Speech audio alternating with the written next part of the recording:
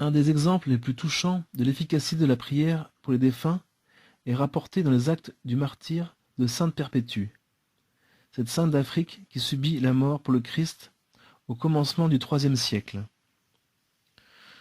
Pendant que Perpétue était en prison, elle eut une vision. Elle vit son jeune frère Dinocrate, mort à 7 ans, sortir d'un lieu ténébreux et s'approcher d'un puits d'eau rempli jusqu'au bord.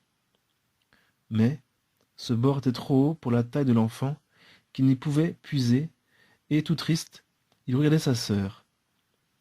Celle-ci comprit que Dinocrate souffrait pour expier des fautes commises sur la terre.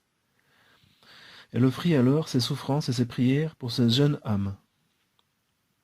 Peu après, Perpétue fut favorisée d'une nouvelle vision.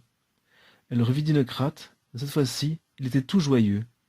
Il puisait avec plaisir l'eau du puits mystérieux, dont le bord s'était abaissé à sa portée. Et les ténèbres avaient fait place autour de lui à une lumière éclatante.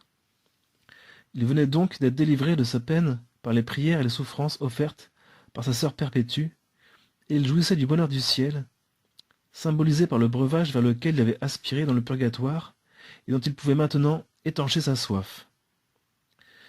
L'image de cette vision se trouve exprimée par l'Église lorsqu'elle demande à Dieu d'accorder aux âmes des défunts le lieu du rafraîchissement, de la lumière et de la paix. À cet exemple, prions beaucoup, prions sans cesse et toujours pour nos chers parents défunts.